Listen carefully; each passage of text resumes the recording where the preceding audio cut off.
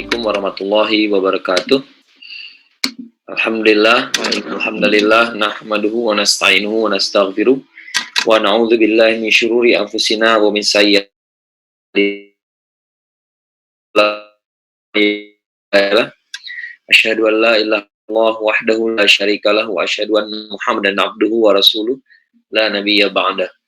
Allahumma shalli ala Muhammad wa ala alihi wa sahbihi wa man tabi'ahum bil ihsan ila yaumiddin. Amma ba'd. Alhamdulillah, segala puji dan syukur kita haturkan kehadirat Allah Subhanahu wa taala atas nikmat yang paling utama, nikmat iman dan Islam, nikmat ukhuwah, nikmat kesehatan dan kesempatan untuk berkumpul dalam kajian dan diskusi kita pada pagi hari ini. Walaupun kita sangat ingin ketemu langsung, tapi qadarullah kita hanya bisa berkumpul secara online. Dan ini silaturahim pertama saya juga dengan teman-teman dari himpunan mahasiswa muslim pasca sarjana UGM ya. Alhamdulillah, rasanya udah lama sekali saya nggak ke UGM. Terakhir tahun berapa ya? Udah lama sekali, tapi itu juga bersama teman-teman LDK ya, bukan dengan mahasiswa pasca sarjana. Dan kemudian pagi ini kebetulan ini bisa jadi hari terakhir di Ramadan kita. Bisa jadi kan ini hari 29, nanti kita tunggu sidang isbatnya apakah masih apakah 29 30 hari. Kalau 29 berarti hari ini terakhir ya. Kalau 30 berarti besok terakhir ya. Tapi yang pasti ini Jumat yang terakhir ya. Jadi ini hari Jumat ya, Sayyidul Ayyam, hari yang terbaik, walaupun kita nggak bisa sholat Jumat di masjid udah kesekian kalinya ya. Tapi tetap aja nih hari yang paling spesial buat kita semua, dan mudah-mudahan kehadiran kita di sini Allah hitung sebagai jihad kita di jalan ilmu. Amin ya rabbal alamin. Nah, ya kalau saya lihat dari daftar absen, masya Allah nih ya, datangnya dari berbagai daerah ya, walaupun namanya himpunan mahasiswa muslim pasca sarjana UGM, tapi ya sekarang lagi di kampung halaman semua ya, jadi makanya berbeda-beda gini tempatnya ya. Tema yang diminta dari saya pada pagi hari ini adalah pemuda dan gagasan kepemimpinan negeri. Ya, jadi kita bicara masalah pemuda, masalah kepemimpinan. Ya, tentu saja kita bicara semuanya dalam perspektif Islam. Ya, Islam ini membahas segala hal. Oleh karena itu, dan pasti kita punya gagasan tentang kepemimpinan. Ya. Nah, kalau soal kepemimpinan, mungkin saya akan bahas soal kepemimpinan dulu ya. Kepemimpinan ini paling simple menurut saya sebenarnya. Dalam arti pandangan Islam terhadap kepemimpinan itu nggak terlalu rumit saja. Yang jelas Allah Subhanahu wa taala sejak awal menciptakan manusia itu ya, di Al-Baqarah ayat 30 itu Allah berfirman kepada para malaikat, inni ja'ilun fil ardi khalifah. Ya, sungguhnya aku ingin menciptakan di muka bumi ini khalifah. Ya, khalifah saya gitu, khalifah aku gitu ya. Artinya khalifah itu adalah wakil artinya. Ya, jadi orang khalifahnya manusia itu ya wakil rakyat gitu ya. Wakil dari bangsanya. Tapi khalifah Allah ya berarti wakilnya Allah. Artinya kita lah yang punya tugas memanage bumi kita ini. Ya, itu adalah amanah yang kita terima. Nah, kemudian para malaikat itu sampai bertanya, ataj'alu fiha may yufsidu fiha wa yasfiku dima wa nahnu nusabbihu bihamdika wa nuqaddisu lak. Ya. Apakah engkau akan menciptakan manusia akan apa? Menumpahkan darah di muka bumi ini, padahal kami ini selalu mensucikan engkau, yang memuliakan engkau, bertasbih ya. Tapi Allah berkata, ini Allahumma la ta'lamun. Saya tahu apa yang kalian nggak tahu ya. Nah, artinya manusia ini punya kelebihan yang malaikat nggak tahu ya, yang belum paham malaikat itu, makanya bertanya seperti itu. Jadi dan malaikat memang cuma bertanya. Itu bedanya malaikat sama iblis ya. Kalau iblis langsung menolak ya, ketika disuruh sujud dia langsung menolak, tapi malaikat nggak begitu. Malaikat itu bertanya, dan itu pun sebelum manusia diciptakan ya, jadi belum ada perintahnya ya, dan ketika diperintahkan malaikat semua nurut ya. Itu bedanya. Makanya pertanyaan dari malaikat itu tidak berkonsekuensi macam-macam kepada mereka ya, karena mereka bertanya dulu ya. Nah, tapi yang saya garis bawahi di sini adalah bahwa manusia itu khalifah ya. Kita ini wakil Allah, mewakili kepemimpinan Allah di muka bumi ya. Nah, oleh karena itu kita juga Ini mungkin akan bagus kalau kita sandingkan dengan kata-kata kita di surat Al-Fatihah ya, bacaan kita di surat Al-Fatihah ya. Bismillahirrahmanirrahim, alhamdulillahirabbil alamin, arrahmanirrahim, maliki yaumiddin. Allah itu Malik, Allah itu Raja, tapi di Yaumuddin, di hari pengadilan nanti, hari akhir nanti, ya, hari pengadilan, hari apa? Hari ya pengadilan ya, Yaumuddin itu hari pengadilan, hari-hari peradilan dan seterusnya di akhirat nantinya gitu ya. Kenapa saya bilang itu harus disandingkan? Karena sebenarnya Allah juga raja sekarang, ya. Allah itu juga penguasa di dunia yang sekarang. Ya, bukan berarti hanya di akhirat saja Allah berkuasa. Di sini juga berkuasa. Ya, tapi kekuasaan Allah di sini kadang-kadang tidak Allah tampakkan. Ya, dalam arti kadang-kadang nggak Allah perlihatkan dengan jelas, gitu ya. Ya kalau kita lihat alam semesta sih di sini kita lihat kekuasaan Allah ya, artinya kekuasaan Allah selalu terlihat sebenarnya gitu ya. Tapi kadang-kadang Allah nggak tampil dan memperlihatkan kewibawaannya secara langsung. Ya, oleh karena itu orang zolim masih bisa menang, orang zolim masih bisa sukses, masih bisa kaya, ya, dan orang yang baik masih bisa menderita. Ya. Kenapa? Nah, karena di sini Allah nggak mempertunjukkan kewibawaannya. Di sini Allah nggak mempertunjukkan semua kekuasaannya. Kekuasaannya itu Allah simpan, akan Allah perlihatkan di akhirat nanti. Di akhirat nanti nggak ada yang zolim dan selamat, nggak ada. Ya, nggak ada yang orang soleh tapi menderita tuh nggak ada. Ya, nggak ada. Di sana nasib kita akan tergantung pada amal soleh kita. Kalau kita orang jahat ya nanti di sana menderita. Ya, kalau kita orang baik di dunia, maka di sana ya beres masalah ya, jadi orang-orang yang muflihun yang beruntung ya. Mohon maaf agak-agak pilek nih ya saya. Jadi nah di dunia sama akhirat itu berbeda. Kalau di dunia itu realitanya ya, di dunia nggak selalu orang baik itu hidupnya mulus-mulus aja ya, bahkan orang baik sebenarnya harusnya pasti pernah diuji gitu ya, tapi hasil akhirnya belum tentu. Jadi belum tentu orang soleh itu hidupnya tenang gitu ya, belum tentu berkecukupan ya. Sebaliknya orang jahat juga belum tentu hidupnya rusak ya, bisa jadi dia kaya raya, bisa jadi hidupnya nyaman, bisa jadi dia sukses, dia menang melawan musuh-musuhnya ya. Makanya kita lihat, kalau kita lihat pahlawan kita ya, misalnya siapa, Cut Nyahdin itu kalah dan dibuang ke Sumedang ya. Kemudian Pangeran Diponegoro kalah dibuang ke Makassar. Tuan Kembojo kalah dibuang ke Manado. Ya. Kalau kita bicara kalah atau menang, mereka tuh kalah semua. Ya. Tapi apakah ada keraguan bagi kita bahwa mereka itu orang yang beruntung? Ya. Kenapa? Karena tetap di jalan yang benar. Jadi tetap di jalan yang benar itu bisa beruntung. Ya, itulah kemenangan sejati, kemenangan yang hakiki. Ya. Karena dia bisa kalah di dunia, tapi di akhirat gak bakal kalah. Ya. Sudah pasti yang zalim itu yang kalah. Ya, maka orang yang menipu di Ponorogo sampai beliau bisa ditangkap, ya, orang yang menangkap Cut Nyahdin, yang menangkap Tuan Bojol nanti menderita, ya, pasti menderita karena mereka menangkap orang baik, ya. Jadi konsep yang penting buat kita, ya, walaupun kelihatannya sederhana, tapi perlu kita perjelas, ya. Karena banyak orang bertanya soal keadilan di dunia, ya. Orang bertanya kalau Allah tuh ada, kenapa ada kemiskinan, kenapa ada wabah, gitu ya. Di dunia itu Allah nggak memperlihatkan semua kekuasaannya ya. Justru dunia ini di bumi ini yang menerima amanah itu kita ya. Kita lah penerima amanahnya. Jadi kalau bertanya kenapa ada ketidakadilan, Anda harus bertanya pada manusia, kemana aja manusia, apa yang diperbuat oleh manusia. Dan atau bahkan kita bisa bertanya pada diri sendiri, ini banyak ketidakadilan terjadi, saya di mana posisinya? Apakah saya cuma sebagai penonton, atau saya hanya mengomentari saja, atau kita kan jadi bagian yang bertindak, ya, melakukan sesuatu supaya keadilan itu ditegakkan. Ya.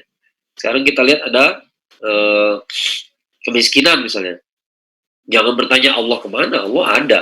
Ya, Allah ada, tapi nggak semua kekuasaannya diperlihatkan sekarang. Ya. Justru yang menerima amanah di bumi ini sekarang kita. Jadi kalau ada banyak orang miskin, tanya, kita ini ngapain aja? Buat manusia ngapain? Itu ada orang miskin banget di komplek kita, tapi kita nggak pernah berbuat apa-apa. Ya. Nah, oleh karena itu, karena kita adalah penerima amanah dari Allah, maka nanti kita pulang menghadap Allah. Dan di hadapan Allah kita akan ditanya, kamu kemarin ada orang miskin banget di komplek, udah makan nggak makan berhari-hari, kamu diam-diam aja. Nah, ya itu yang repot, ya. Jadi jangan lupa bahwa kita ini penerima amanah, ya. Artinya kita punya tugas. Ya. Jangan bertanya-tanya lagi Allah kemana. Ya. Kenapa? Kenapa masih banyak orang menderita walaupun ada Allah, gitu ya? Lah jangankan kita, para pengikut Nabi pun menderita juga, ya.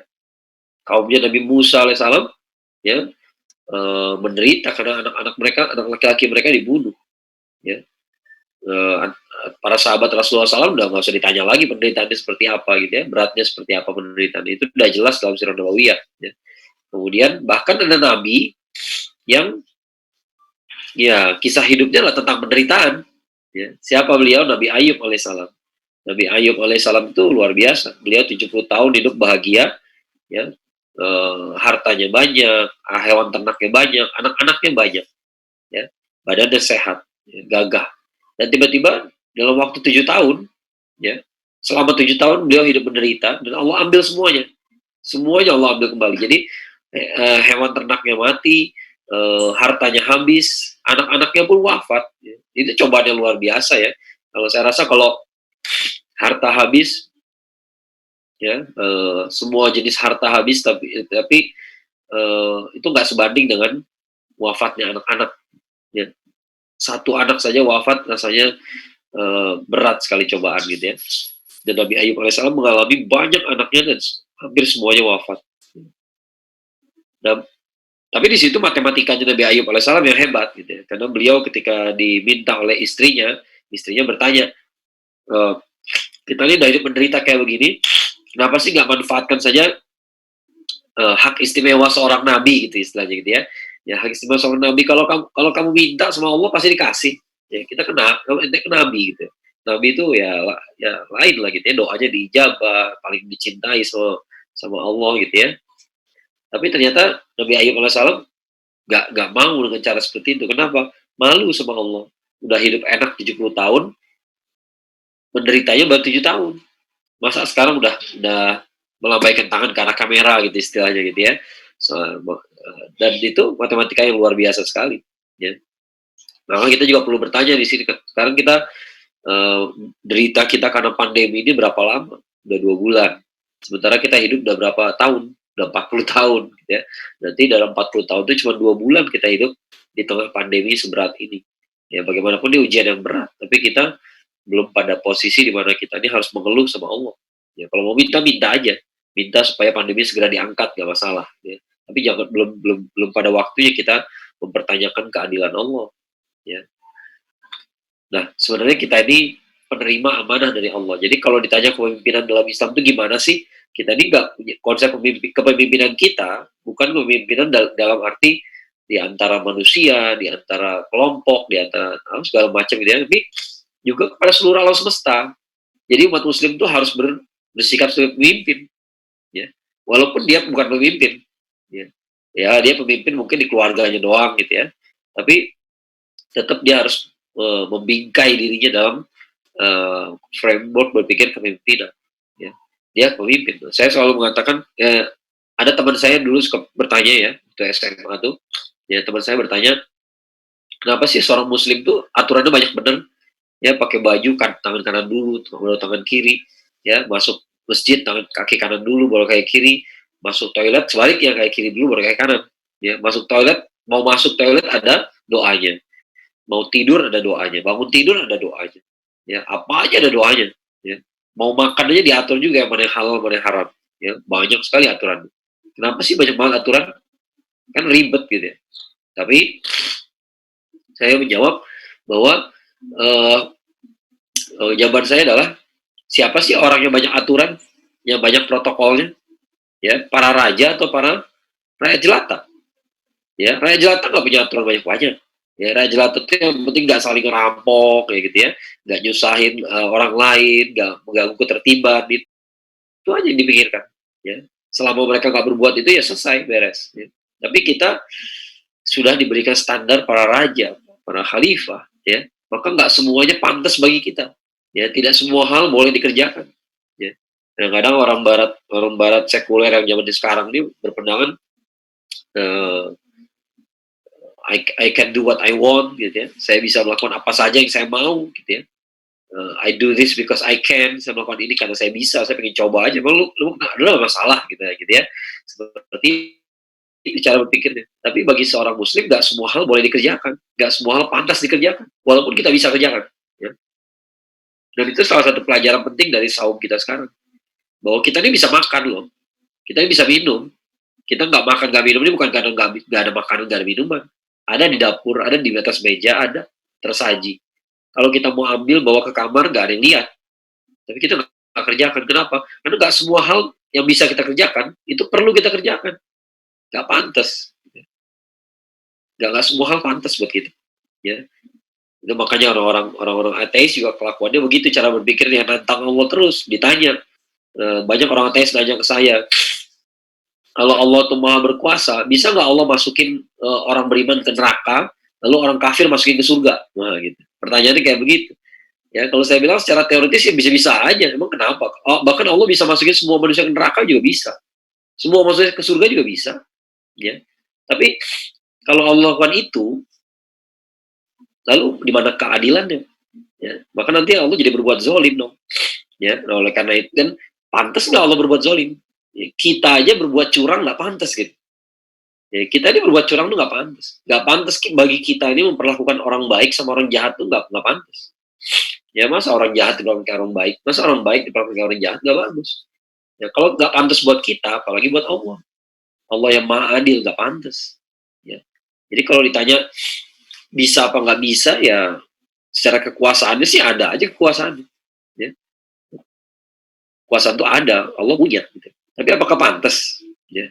Melakukan apa saja yang kita bisa kerjakan hanya karena kita bisa, itu bukan bagian dari kemuliaan. Ya manusia itu juga nggak mulia kalau berbuat kayak begitu. Ya. Misalnya dia lagi nyetir di mobil gitu ya, di jalan tol gitu ya, atau nggak di jalan tol di mana aja gitu ya, lagi nyetir di mobil gitu, tiba-tiba pengen buang air kecil, ya dia buang air kecil di pinggir jalan, ya kelihatan sama semua orang gitu ya. Bisa nggak dikerjakan? Bisa aja. Pantas nggak dikerjakan? Itu dua hal yang berbeda, ya. Itu lain soal. Ya. Kita diajari berpikir sebagai pemimpin. Bahkan dalam buang air kecil itu hikmahnya banyak. Rasulullah SAW melarang buang air kecil di air yang mengalir. Nggak boleh buang air kecil di jalan yang dilalui orang. Ya, kalau bisa kalau mau buang air, kalau terpaksa buang air di alam terbuka, cari tempat yang tidak dilalui orang. Jauh-jauh sampai nggak kedengaran suaranya, nggak tercium baunya. Ya, seperti itu. Ya, kita udah harus berpikir sebagai pemimpin supaya nggak ngerepotin orang lain. Ya, tanpa sementara kita nggak lihat orang lain, tapi kita tetap berpikir nanti kalau ada orang lain lewat gimana. Ya, kita berpikirnya lebih jauh dari situ. Jadi dari situ aja kita udah pikir logika pemimpin. Ya. Rasulullah SAW misalnya nggak pernah nunjuk dengan satu jari, ya nunjuk satu jari, kamu ke situ, kamu tolong sini, kamu tolong sini, nggak pernah begitu. Rasulullah SAW pakai cara apa? Menunjuk dengan semua jari. Ya. Tolong mas, ambilkan itu, tolong, ya, tolong ke situ. Ya. Beda rasanya, ya, beda rasanya. Kalau sekarang hal-hal seperti itu mungkin dibahas dalam seminar-seminar kepribadian, seminar-seminar kepemimpinan. Tapi buat kita orang Muslim itu adalah standar operating procedure, ya SOP-nya begitu. Ya, seorang pemimpin itu SOP-nya seperti itu. Ya, dan kita udah diajari bahwa setiap manusia itu lahir ya jadi pemimpin. Ya, nggak bisa dia jadi bawahan terus. Ya. Sahabat Rasulullah SAW seperti Bilal, ya, Bilal radhiyallahu anhu, Bilal bin Rabah, ya, itu adalah orang Ethiopia yang kulitnya hitam legam, lalu jadi budak dibawa ke Mekah. Ya di Mekah, qadarullah, ya, karena takdir Allah, majikannya adalah salah satu orang paling jahat di Quraisy, yaitu Umayyah bin Khalaf, disiksa. Ya, disiksanya dengan dibaringkan di pasir panas, ditimpa dengan batu besar. Ketika disiksa seperti itu, Bilal hanya bisa bilang ahad, ahad, Allahu ahad. Ya. Lalu di kemudian hari dia dimerdekakan oleh Abu Bakar, dibeli, kemudian dimerdekakan. Ya. Tapi di perang Badar tahun kedua Hijriah, tiba-tiba pasukan perang Badar itu sudah berteriak ahad, ahad, Allahu ahad. Ya, artinya ini kata-kata Bilal ketika disiksa dulu udah berubah menjadi slogan. Ya. Artinya apa? Artinya Bilal bukan lagi orang yang dulu, bukan lagi budak yang dulu nggak berharga, budak yang dulu nggak bisa berbuat apa-apa, sekarang beliau sudah jadi orang merdeka, dan kata-katanya tuh dianggap sebagai kata-kata orang besar. Kalau bukan kata-kata orang besar nggak akan jadi slogan. Ya. Pasti slogan itu dari kata-kata orang besar, kata-kata yang baik gitu ya. Nah, lihat manusia betapa para sahabat Rasulullah SAW berubah karena Islam. Nggak statis aja. Ya. Begitu dia menjadi hamba Allah, dia ngerti bahwa dia itu hamba Allah. Artinya ya dia mau hamba, ya dia mau hamba, tapi hanya kepada Allah, gak pada yang lain. Maka yang lain bukan majikan dia. Ya, yang lain bukan majikan dia. Iya, di kantor kita punya atasan, tapi dia bukan majikan dalam kehidupan kita. Jadi kalau dia menyuruh kita melakukan sesuatu yang haram, ya jangan dikira kita nggak bisa nolak. Ya, kita selalu punya pilihan untuk menolak. Karena majikan kita Allah. Kita ini wakil Allah. Kalau disuruh berbuat yang haram, nggak pantas wakil Allah berbuat yang haram. Ya, wakil Allah berbuat sesuatu yang zolim, sesuatu yang hina, nggak cocok. Ya, kita ini cocoknya ngerjain yang mulia-mulia aja, yang bersih, yang mulia, ketaatan, yang Allah ridhoi, ya, itu yang pantas buat kita. Ya. Jadi buat saya kepemimpinan itu memang kalau mau dijabarkan bisa panjang, bisa-bisa aja, gitu. Tapi secara sederhananya demikian. Jadi kita ini diajari untuk berpikir sebagai pemimpin, ya. Dan kita yang mengangkat kita pemimpin adalah bukan rakyat, bukan sesama kita, ya, tapi Allah sendiri yang mengangkat kita. Jadi kita harus bersikap dan berpikir seperti seorang khalifah juga sebagai pemimpin. Ya. Nah, kemudian berikutnya soal pemuda. Ya. Jadi, ikhwatifillah, dari Sirah Nabawiyah itu ada beberapa hal yang perlu kita pahami, background tentang masyarakat jahiliyah. Ya. Kalau kita bicara masyarakat jahiliyah itu artinya masyarakat jahiliyah Arab sebelum Islam. Ya. Nah, di antara berbagai karakter utama dari masyarakat jahiliyah Arab, ya, ada banyak karakternya, tapi satu yang ingin saya garis bawahi adalah ciri khas mereka tuh mereka punya asobiah kabilah yang sangat tinggi. Ya, asobiah itu artinya fanatisme, ya, punya perasaan fanatik sekali. Ya. Pokoknya dia tuh sangat bangga dia dari kabilah mana, dan dia merasa kabilah lain tuh gak ada apa-apanya. Ya. Itu adalah ciri khasnya masyarakat Arab jahiliyah. Ya. Nah, oleh karena itu orang Arab itu sangat hafal misalnya nasab, ya, dia tahu kakek dari kakeknya tuh namanya dia tahu, ya, sampai sejauh itu. Kita tahu nama kakek kita aja udah bagus, ya, jarang lah orang Indonesia yang tahu nama kakeknya, apalagi kakek buyutnya, ya, orang tua dari kakeknya. Tapi kalau kita baca Sirah Nabawiyah Al-Mubarak Furi misalnya, nasab Rasulullah SAW sampai 20 generasi ke atas ada jelas, ya, tertera di situ. Ya kita bisa lihat Muhammad bin Abdullah, ya, bin Abdul Muttalib, bin Hisham, ya, dan seterusnya sampai Fihr Quraisy, ya. Quraisy itu nama aslinya Fihr, ya, sampai kepada Adnan.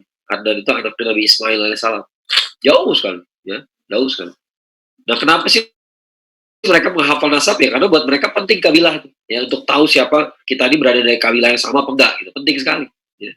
Karena kalau enggak ya beda sikapnya, ya. Kalau beda kabilah ya kita bisa berantem, ya. Tapi kalau sama ya jangan, kita toleran, ya. Kayak gitu cara berpikir mereka, ya. Nah, maka muncullah dakwah Rasulullah SAW. Dakwah Rasulullah SAW itu menarik, ya, menarik dan menimbulkan dilema bagi masyarakat Arab jahiliyah. Kenapa? Karena pertama Rasulullah SAW berasal dari kabilah yang paling terhormat, paling besar, yaitu Quraisy. Ya, itu adalah dilema pertama. Ya. Kenapa dilema? Karena faktor asobiah tadi, kalau Anda menyerang Rasulullah SAW, walaupun orang Quraisy nggak semuanya masuk Islam, tapi kalau Anda menyerang Rasulullah SAW, Anda menyerang Muhammad bin Abdullah, ya, maka pasti Anda berurusan sama kabilah Quraisy. Nggak bisa enggak. Ya. Quraisy pasti ngamuk semua. Ya. Pasti akan membela Rasulullah SAW. Ya. Walaupun nggak semuanya memeluk agama Rasulullah SAW. Ya. Jadi pada saat itu dakwah itu jadi problematis karena salah satunya karena nasabnya Rasulullah SAW. Jadi nasab terbaik. Ya. Maka orang nggak berani berbuat apa-apa sama beliau. Ya. Dilema kedua adalah Rasulullah SAW berdakwah ke semua kabilah. Ya, jadi dan ini nggak biasa. Jadi di masa Arab jahiliyah itu dulu orang bikin pergerakan di luar kabilah itu nggak biasa sama sekali. Ya, biasanya orang bikin pergerakan gimana ya di dalam kabilahnya aja. Karena fanatisme tadi. Ya nggak mau ngurusin kabilah lain, ngapain? Ya kalau ada konsep bagus kenapa nggak terapkan di kabilah saya aja? Ya nggak usah ngajarin yang lain lah gitu ya. Tapi Rasulullah SAW nggak begitu. Beliau berdakwah ke semua. ke semua kabilah, ya, semuanya didakwahi. Ya, akibatnya akibat dari apa eh, cara dakwah seperti ini adalah pengikut Rasulullah SAW berasal dari berbagai kabilah, ya, banyak sekali kabilahnya. Ya, misalnya Abu Bakar radhiyallahu anhu dari Bani Taim, ya, Bani Taim. Kemudian Umar bin Khattab dari Bani Adi, ya. Kemudian Bani Makhzum ada Al-Arqam, ya, Al-Arqam yang punya rumah tempat Rasulullah SAW menggelar halakohnya gitu ya. Kemudian siapa lagi? Bani Umayyah ada Utsman bin Affan radhiyallahu anhu, ya, Bani Umayyah. Bani Zuhra ada banyak, ya, Sa'ad bin Abi Waqqas, Abdullah bin Mas'ud, Abdurrahman bin Auf, ya. Kemudian Bani Asad ada Zubair bin Awam, ya. Bani Amir ada Abu Ubaidah ibnu Jarrah, ya. Jadi banyak banyak pengikut Rasulullah dari berbagai kabilah, ya.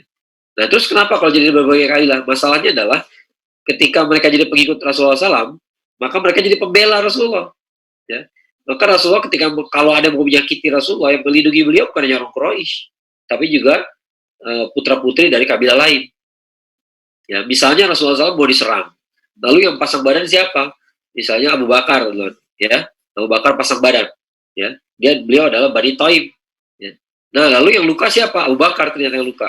Misalnya ini hipotesa aja gitu ya, artinya nggak benar terjadi gitu ya. Tapi kalau ada orang menyerang Rasulullah SAW lalu yang pasang badan adalah Abu Bakar, lalu Abu Bakar luka, maka tandanya yang menyerang itu akan berperang sama Bani Taim, ya, gitu loh masalahnya. Nah, Rasulullah SAW ini pengikutnya dari berbagai kabilah. Jadi yang membela beliau dari berbagai kabilah, ya. Nah, ini yang bikin repot orang kaum musyrikin Mekah, ya. Nah, dilema yang ketiga adalah Islam itu dakwahnya intelektual. Jadi bukan datang membawa mujizatnya. Rasulullah SAW nggak keliling-keliling lihat mujizat, lihat deh, ya, saya bisa begini, saya bisa begitu, nggak begitu. Ya, kebanyakan mujizat beliau itu ketika ditantang soalnya kaum musyrikin, bukan ketika berdakwah, ya. Bukan ketika berdakwah. Ketika berdakwah ya bicara baik-baik, ya. Nah, bicara baik-baik ini menjelaskan konsep-konsep, ya. Jadi dakwahnya secara intelektual, ya. Nah, yang menarik adalah karena dakwah beliau secara intelektual, maka muncul dilema yang ketiga. Apa dilemanya? Yang masuk Islam adalah anak-anak muda yang paling pintar dari semua kabilah, ya. Ya, jadi dilema juga. Jadi kabilah-kabilah itu bukan hanya nggak bisa menyerang Rasulullah SAW, ya. Karena apa? Yang pertama karena dia Quraisy, kedua karena pelindungan dari berbagai kabilah. Ya. Yang ketiga, kalau dia mau ngeberesin anak-anaknya sendiri, artinya kabilah-kabilah itu mau memproses ya, anak-anaknya sendiri, ya. Kamu ngapain gitu-gitu dia gitu ya. Ya disiksa aja tuh anaknya misalnya, ya, atau dibunuh sekali, dieksekusi gitu ya. Tapi nggak bisa, kenapa? Ini anak muda yang paling pinternya. Yang masuk Islam itu yang paling pinter. Ya. Ada beberapa penelitian tentang sekretaris Nabi, ada yang bilang 50 orang sekretaris dan 65 sekretaris Nabi, ya. Tapi mereka mengatakan bahwa ketika Rasulullah SAW mulai berdakwah di Mekah itu bisa baca tulis cuma belasan orang aja. Belasan orang dari sekian banyak cuma belasan yang bisa baca tulis. Ya. Tapi dari belasan itu hampir semuanya jadi pengikut Rasulullah SAW. Ya. Nah, itu yang repot gitu ya. Jadi terjadi banyak dilema. Ya, kelihatan sekali bahwa Rasulullah SAW ya atas taufik dan hidayah dari Allah gitu ya, pastinya bukan inisiatif sendiri ya. Ternyata Allah membimbing Rasulullah SAW untuk memanfaatkan atau mencari celah dari kelemahan dari masyarakat jahiliyah ini, sistem jahiliyah itu. Ya, jahiliyah itu dibangun atas dasar asobiyah. Asobiyahnya itu yang justru menghalangi mereka jadinya. Ya. Oleh karena itu di perang Badar, perang Uhud gitu ya, yang berperang siapa?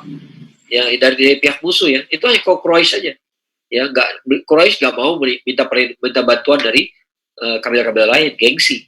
Ya karena ada asobiyah. Ya. Baru mereka sadar di perang Azab. Di perang Azab mereka minta bantuan dari berbagai kabilah. Ya. Nah di satu sisi di atas kertas kita lihat perang Azab itu jumlahnya luar biasa sekali. Ya sangat besar jumlahnya pasukannya.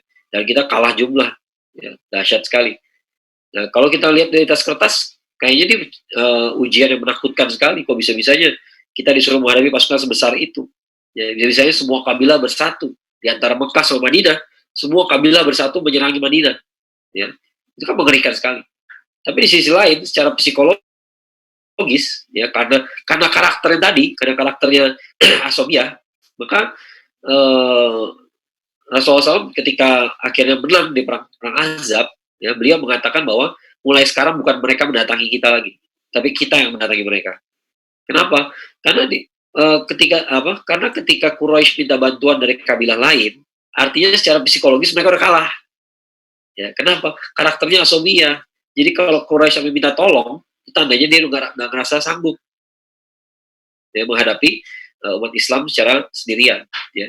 Jadi ya kalau kita lihat jumlah kekuatan mungkin bisa agak seimbang gitu ya. Artinya mereka lebih banyak tapi kita lebih kuat, ya bisa seimbang, bisa menang, bisa kalah gitu ya. Tapi dari segi mental mereka udah kalah. Ya. Mereka udah kalah, udah nggak bakal menang lagi. Maka Rasulullah SAW mengatakan perangnya mulai sekarang nggak ke arah sini lagi, tapi kita yang ke sana. Ya. Dan benar setelah perang Azab, perangnya menuju Mekah, bukan menuju Madinah lagi. Ya. Sampai akhirnya Fatu Mekah. Ya. Nah, di situ kita bisa melihat peran besarnya para pemuda, ya, para pemuda yang hebat-hebat gitu ya. Al-Arqam misalnya, ya. Al-Arqam itu punya inisiatif ya, dia kasih rumahnya. Ini saya punya rumah, ya. Bapak saya juga masuk Islam, maka bisa dipakai untuk tempat kita kumpul, ya. Ada siapa lagi pemuda, misalnya kayak Mus'ab bin Umair. Mus'ab bin Umair itu tadinya salah seorang orang paling parlante di kota Mekah, paling gagah, paling ganteng, paling wangi, bajunya paling bagus, paling disukai oleh para kaum wanita, ya. Dan dia intelek, dia cerdas, ya. Dan dialah yang diutus oleh Rasulullah SAW ke Madinah untuk berdakwah sebelum Rasulullah datang ke sana, ya. Hasil dari kehebatannya Mus'ab adalah hampir semua orang di Madinah masuk Islam, ya, mayoritas, ya. Yang tadinya cuma sedikit, tadinya datang ke Mekah hanya 6 orang masuk Islam, setelah itu 12 orang, setelah itu jadi 72 orang, ya, dan hanya terbatas dari 2 kabilah besar, Bani Aus dan Bani Khazraj. Itu pun nggak semuanya, sedikit saja. Tapi dikirim oleh Rasulullah SAW, Mus'ab bin Umair, dalam waktu setahun, ternyata hampir semua Bani Khazraj, Bani Aus masuk Islam. Ya. Tinggal tersisa beberapa kabilah Yahudi saja. Ya. Nah itulah hebatnya para pemuda pada masa itu. Ada Abdullah bin Mas'ud, ya, anak muda, anak gembala, tapi dia hafal Quran, bukan hanya hafal Quran, dia tahu setiap ayat maksudnya apa, turunnya di mana dia tahu. Ya. Dan bahkan bacaannya mirip seperti bacaan Jibril, kata Rasulullah SAW, ya. Jadi Abdullah bin Mas'ud ini ahli dalam membacakan Quran. Ya. Tapi ada lagi yang ahli dalam arti memahami maknanya, memahami hikmahnya, tafsirnya. Siapa? Abdullah bin Ibnu Abbas. Ya. Dia juga masih anak kecil. Sampai Fatu Mekah aja masih anak muda juga, masih kecil. Ya. Dan dia sudah berkumpul dengan para orang dewasa pada masanya. Ya. Karena kecerdasannya itu. Ya. Ada Zaid bin Harithah, dan pastinya ada Ali bin Abi Thalib. Ya. Ali bin Abi Thalib udah banyak dibahas lah. Ya. Zaid bin Harithah juga anak muda. Tadinya budak, ya, tadinya budak yang Rasulullah beli gitu ya. Kemudian beliau mau angkat jadi anak bahkan, ya. Nah, Zaid bin Harithah ini anak muda tadinya.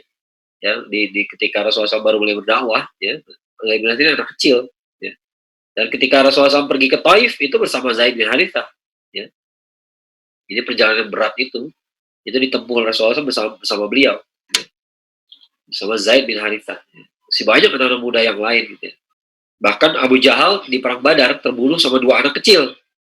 2 anak kecil yang pedangnya lebih besar daripada badan mereka. Bayangin sih, ya. Ada orang di ketika mau perang Uhud, ya, dia datang pada Rasulullah SAW bikin perang, ya, tapi pedangnya masih lebih gede daripada diri mereka. Ya. Dan di perang Badar, Abu Jahal itu terbunuh sama 2 anak kecil, ya, 2 anak kecil yang ketika masuk medan perang, orang nggak ada yang tahu nih kenapa jadi ada anak kecil di rombongan kita, ya. Jadi selama berhari-hari bersama-sama, Rasulullah SAW tuh nggak tahu kalau di rombongan perang Badar itu ada anak kecil, ya. Tiba-tiba muncul 2 anak kecil, 2 anak usia belasan tahun, ya. 2 anak itu nanya ke Abdullah bin Auf, ya, wahai paman, ya, kalau bahasa sekarang mah om gitu ya, om, ya. Yang namanya Abu Jahal yang mana sih? Sampai kayak gitu nanyanya. Kenapa? Karena 2 anak ini 2 anak Ansor, jadi dia nggak kenal. Kalau orang Mekah pasti tahu Abu Jahal, tapi dia orang Madinah. Gitu. Mana namanya Abu Jahal? Yang saya tahu yang kami tahu orang Abu Jahal itu yang paling jahat sama Rasulullah SAW. Ya. Yang ditunjukin sama Abdullah bin Auf itu dia mereka. Itu dia orangnya yang lagi di puncak bukit dilindungi oleh para pengawalnya. Ya. Belum selesai kalimat Abdullah bin Auf, 2 anak kecil tadi udah lari membawa pedangnya dan dia sabet semua orang sampai Abu Jahal kena juga, dan Abu Jahal terluka sampai sekarat gara-gara tebasan pedang dua anak kecil tadi. Ya. Jadi dia sekarat gara-gara dua orang itu, tapi kemudian dibunuh oleh Abdullah bin Mas'ud, ya, dipenggal oleh beliau. Ya. Nah, apa sih sebabnya penting sekali untuk jadi apa ya, untuk para pemuda itu untuk bertindak gitu ya? Kenapa sih alasan anak muda itu menjadi tulang punggung dari dakwah Islam gitu ya? Ya, kita bisa lihat sebenarnya secara intuitif sudah ketahuan dari tadi kita bahas ya, secara intuitif aja. Tapi sekarang kita rumuskan aja. Karena anak muda itu punya 3 potensi. Ya, potensi pertama dia punya inisiatif. Ya, anak muda itu inisiatif banyak. Ya, kalau udah tua, ya inisiatif masih ada, tapi nggak seperti anak muda. Ya, selalu ada inisiatif. Ya, anak muda itu selalu bertanya-tanya. Ya, kira-kira begini bagus nggak? Gitu bagus nggak? Ya, ketika mau perang Ahzab, tiba-tiba ada yang ngusulin pakai parit ya, berperang dengan parit. Dan itu gak lazim bagi orang Arab. Itu lazimnya di Persia. Ya. Nah, karena dari Persia, maka orang menyimpulkan kayaknya Salman yang berbicara. Karena Salman itu orang Persia, Salman Al-Farisi. Tapi sebenarnya nggak pernah dijelaskan sih siapanya. Ya. Para sahabat tuh punya inisiatif yang luar biasa. Mereka nggak pernah diam. Ya, mereka nggak pernah diam. Karena ada apa ya? Ada kepercayaan diri yang timbul sebagai khalifah. Ya, sebagai khalifah. Maka kita ini gak diperintah siapa-siapa. Kita ini diperintah sama Allah. Ya. Maka kita bisa mencari solusi-solusi kreatif dari setiap masalah. Ya. Gak ada yang mengharuskan kita pakai cara ini. Gak ada yang harus pakai cara itu. Jadi kita cari cara yang terbaik. Ya. Maka para sahabat Rasulullah SAW gak takut bertanya pada Rasulullah. Ya. Maka beliau bertanya. Maka para sahabat bertanya juga. Sebelum perang Uhud, di perang Uhud itu Rasulullah SAW pengennya perang di kota. Bertahan di kota.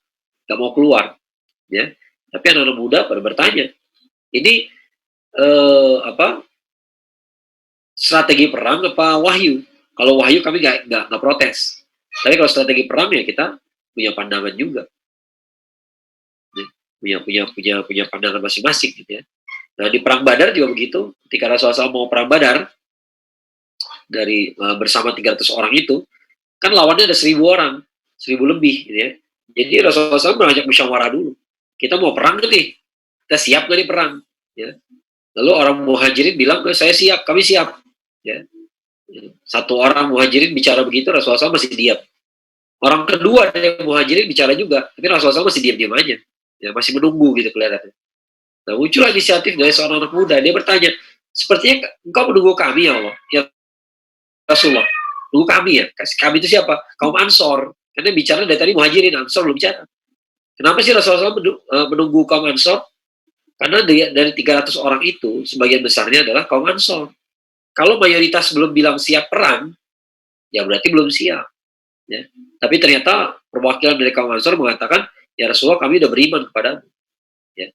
Pimpin kami ke negeri yang terjauh, bawa kami ke lautan terdalam, ya kami siap. Ya. Maka jadilah perang. Ya. Ada inisiatif. Ya. Anak muda itu selalu punya inisiatif. Ya.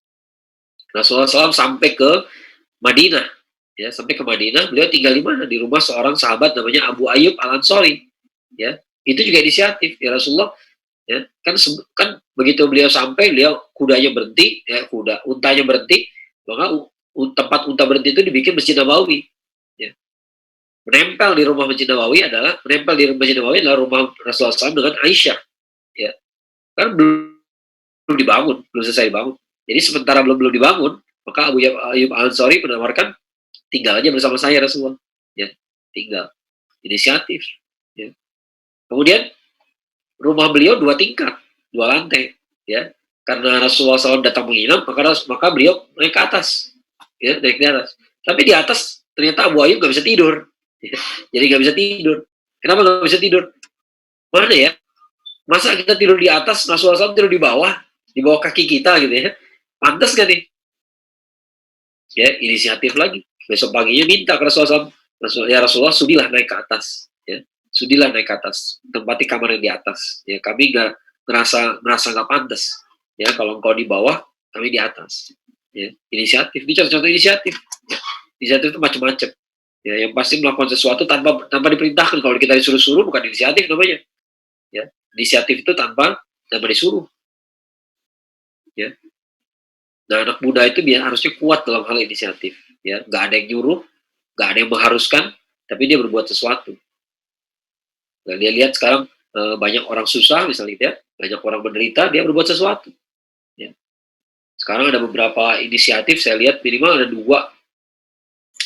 ada dua penggalangan dana yang menarik, karena khusus penggalangan dana untuk siapa?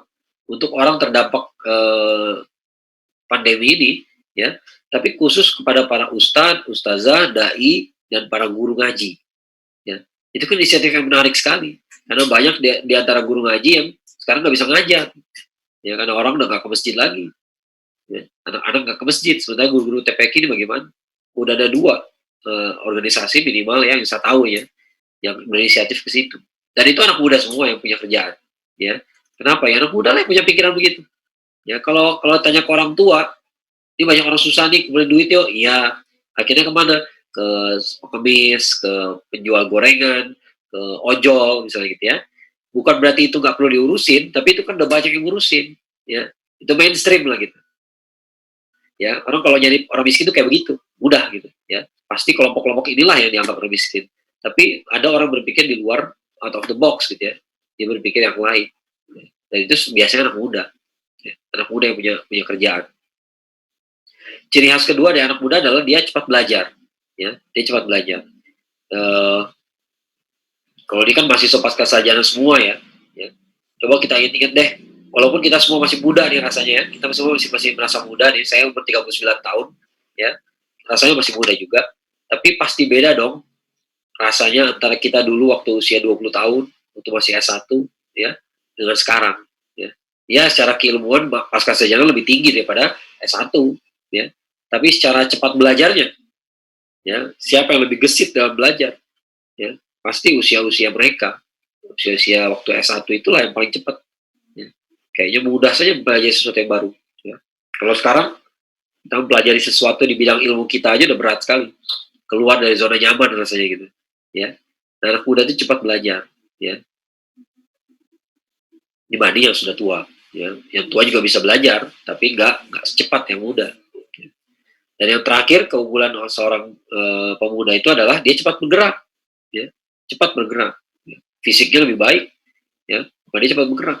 Pagi dia di mana, siang sudah sampai mana, ya, malam ada kesibukan apa, bergerak terus, ya. Nah, kita bisa bayangkan ketika terpaksa keluar dari Mekah, pengikut Rasulullah SAW nggak banyak, ya, nggak banyak. Tapi yang ikut itu para pemudanya, dan para pemuda yang terbaiknya, ya. Nah, oleh karena itu di Madinah, ya, langsung terbangun sebuah masyarakat baru, ya, masyarakat baru yang dipimpin oleh, ya, bukan hanya oleh Rasulullah SAW, tapi juga oleh para pengikutnya yang senior. Yang senior itu dalam arti duluan masuk Islam, as-sabiqun awalun, ya. Walaupun disebut senior, tapi usianya nggak senior, banyak yang usianya masih muda, ya.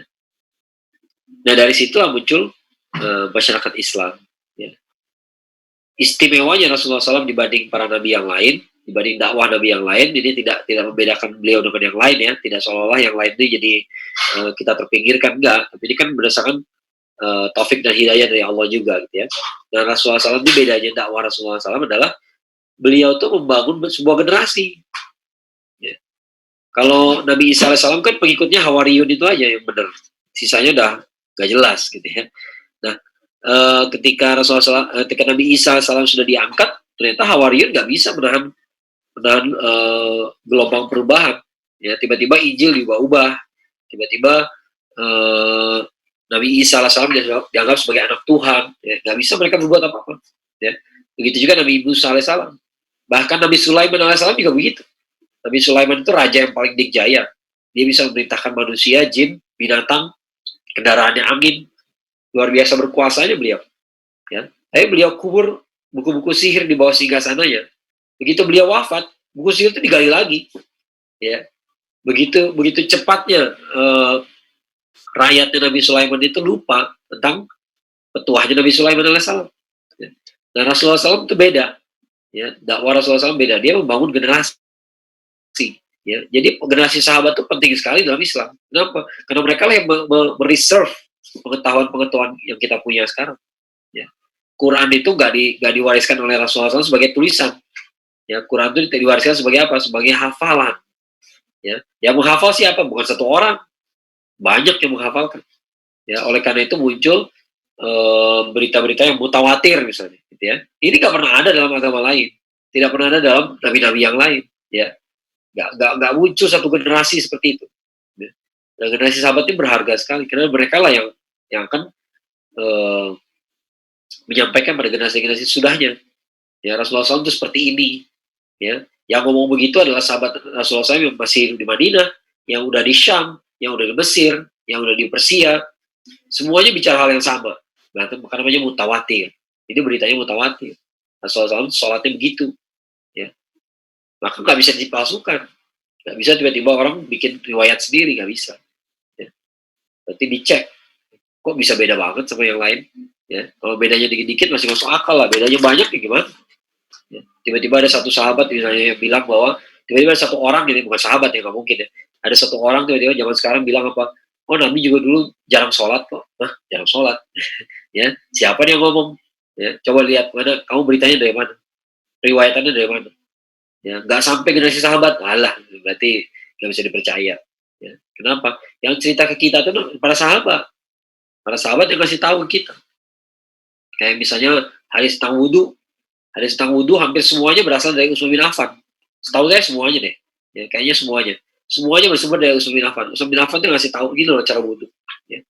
Bayang nggak kalau nggak ada Utsman? Ya, kalau nggak ada Utsman barangkali kita ini berdebat perlu apa enggak wudhu. Ya. Sampai sejauh itu. Ya. Dan sekali lagi para pemuda tuh backbone-nya peradaban. Ya. Nah begitu Islam sampai ke Mekah lagi, sudah balik ke Mekah lagi, sudah Fatu Mekah, maka dakwah tuh berubah. Ya. Yang tadinya susah, yang tadinya masuk Islam tuh sedikit, ngumpet-ngumpet waktu di Mekah ya. Kemudian di Madinah mulai banyak. Kembali ke Mekah, Mekah itu kota sucinya masyarakat jahiliyah Arab. Jadi walaupun mereka jahiliyah, walaupun mereka coba berhala, tapi berhala tuh mereka taruh di sekitar Ka'bah. Jadi Ka'bah tuh masih mulia juga buat mereka, sangat mulia. Mekah tuh jadi sangat mulia juga. Nah ketika Mekah sudah diambil oleh umat Muslim, maka masyarakat Arab di seluruh penjuru Arab masuk Islam dengan cepat. Idza ja'a nasrullahi wal fath. Ketika datang pertolongan Allah dan kemenangan, wa ra'aitan nasa yadkhuluna fi dinillahi afwaja. Kamu akan lihat manusia masuk atau baris gitu, masuk Islam tuh 100 orang, 1000 orang, ya, nggak 1-2 orang lagi kayak di Mekah, ya. Dan nggak terbatas dari orang Madinah lagi, ya, tapi sudah dari seluruh penjuru Hijaz, penjuru zaman sekarang Saudi, ya, Saudi Arabia. Ya. Tiba-tiba semua orang sudah tertarik sama Islam. Ya. Dan di situ kita bisa melihat bedanya antara yang as-sabiqun al-awwalun dengan yang lain. Jadi bahkan di antara para sahabat sendiri ada stratanya juga. Ya. Ada 10 sahabat yang masuk surga. Ada as-sabiqun al-awwalun. Ya, dia nggak sama dengan yang masuk Islam setelah Fatu Mekah. Kenapa? Karena yang satu pelopor, yang satu pengikut. Ya. Sama-sama beriman, sama-sama orang baik. Ya. Tapi yang ini nggak sama derajatnya dengan yang awal. Ya.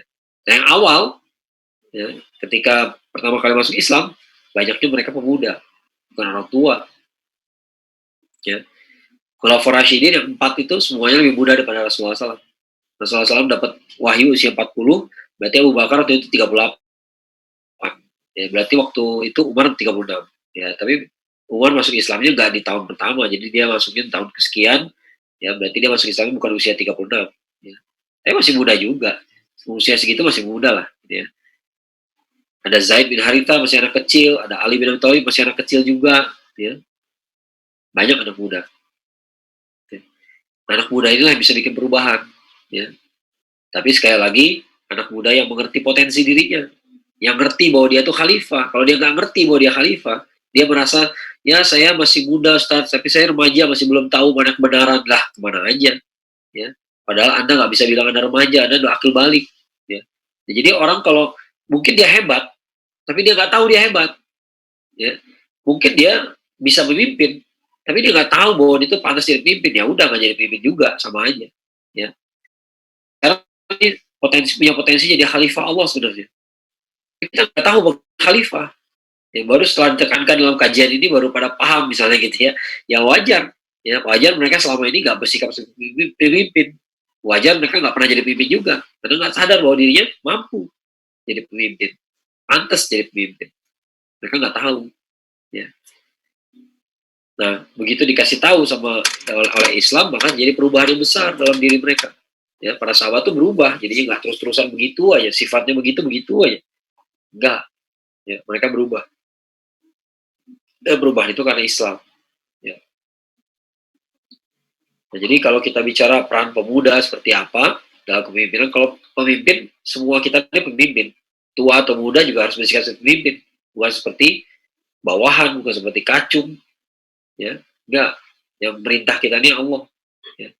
Kadang-kadang banyak orang yang galau nih. Kayak sekarang nih, kemarin baru saya nulis tuh apa di website saya malakmalakmal.com. Teman-teman kalau mau buka boleh, ada tulisan judulnya Superioritas Masjid. Ya. Sekarang banyak orang galau, kenapa masjid ditutup, tapi mall masih dibolehin buka, bandara masih dibuka, ya. Lalu kita juga, seolah kita pengen mengatakan bahwa kami juga pengen ke masjid, gitu ya. Satu sisi itu bagus karena menunjukkan kerinduan kita pada masjid. Tapi di sisi lain, atasan kita kan Allah doang. Sementara menurut kajian syar'i, sudah dikaji secara syar'i, bahwa kita nih harus meninggalkan yang mudarat, itu lebih baik daripada mengambil manfaat. Ya. Sholat di masjid udah pasti manfaatnya jelas, besar sekali. Ya. Tapi kalau ada mudaratnya, jangan dikerjain. Ya. Jangan dipaksain. Ya. Ada wabah, terobos aja. Ya. Nggak begitu. Ya. Itu syar'i. Syar'i itu berarti apa? Berarti Allah ridho insya Allah. Dan kalau kita langgar, Allah nggak ridho. Atasan kita kan Allah. Ya. Atasan kita Allah. Bukan yang lain. Ya. Yang membuka mall siapa? Bukan Allah. Orang itu kan. Nggak tahu siapa. Ya. Entah siapa. Ya. Bukan kita. Ya. Bukan kita, bukan Allah juga. Atasan kita Allah. Allah bilang, kalau ada mudarat, tinggalin. Ya. Tinggalin aja. Jangankan pergi ke mall gitu ya. Ke masjid aja kita tunda. Ya. Dan itu sekali lagi karena alasan syar'i, bukan karena alasan buat-buat. Ya. Betul-betul ada kajian. Ya, bisa dibuka di mui.or.id, ada fatwanya, ada 4 fatwa yang MUI keluarkan berkaitan dengan wabah COVID-19 ini. Sudah ada 4. Ini lengkap semua. Yang pertama cara ibadah secara umum, ya, yang menceritakan bagaimana kita ini harus menghindari masjid, berkumpul di masjid gitu ya. Yang kedua, cara ibadah untuk tenaga kesehatan yang menggunakan APD, ya, ketika merawat pasien COVID, gimana cara sholatnya, boleh nggak pakai baju kayak begitu, ya. Kemudian yang ketiga, penyelenggaraan jenazah bagi orang-orang yang meninggal karena COVID-19. Yang keempat, yang terakhir, fatwa ini, fatwa tentang takbiran dan sholat Idul Fitri dalam suasana wabah COVID-19. Ya. Jadi udah 4. Ya. Nah, para ulama ini berbicara tentang bagaimana pandangan Allah. Ya. Itu atasan kita. Ya. Atasan kita bukan yang lain. Ya. Bahwa mall itu dibuka, ya itu sebuah kesalahan. Dan kita sebagai jemaah masjid nggak perlu merasa iri orang lain kok bikin kesalahan kita nggak boleh. Loh, kita ini lebih tinggi dong derajatnya. Ya, harus merasa superior. Ya. Jadi kalau jemaah mall bikin kesalahan, itu terserah mereka. Kalau jemaah YouTuber bikin kesalahan, itu terserah mereka. Ya, kita kan jemaah masjid. Ya, kita lain levelnya. Ya, kita ini atasannya Allah. Ya, bawahannya Allah maksudnya. Atasan kita tuh Allah gitu. Ya, bukan yang lain. Ya. Nah, harusnya kita bersikap seperti itu. Nah, itulah pentingnya para pemuda. Ya. Kalau para pemuda ini sudah merespon Islam, kalau mereka bekerja untuk Islam, ikhlas karena Allah Ta'ala, maka pasti akan terjadi perubahan yang besar. Ya. Pasti dunia ini akan goncang. Ya. Dan goncang sama seperti Rasulullah SAW berhasil menggoncangkan Mekah di masa lampau. Ya. Bikin heboh. Ya. Kenapa yang masuk Islam yang paling-paling pinter, yang paling-paling muda, harapan semua kabilah, malah masuk Islam. Begitu masuk Islam, kabilahnya dihapus. Bukan kabilah dihapus sih, fanatismenya dihapus. Ya, udah nggak ada lagi fanatisme. Ya. Dan umat muslim yang dibagi-bagi bukan berdasarkan kabilah lagi. Yang berdasarkan apa? Berdasarkan amal terbaiknya. Ada yang asabikul awalun, ada yang kaum muhajirin, ada yang Ansor, ada yang alumnus Perang Badar, ada yang Perang Uhud, itu kan nama-nama terbaik tuh, ya. Ada juga yang masuk Islam setelah Fatu Mekah, ya. Mereka nggak saling melangkahi, ya nggak bisa.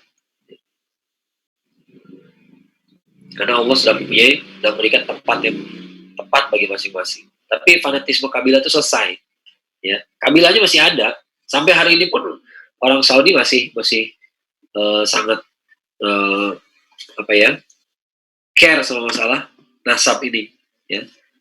Kalau teman-teman pergi naik umroh atau naik haji gitu ya, banyak toko emas jual, ada tulisannya Bani Quraisy, bukan Quraisy ya, tapi Quraisy. Itu juga kabilah, ya, kabilah juga.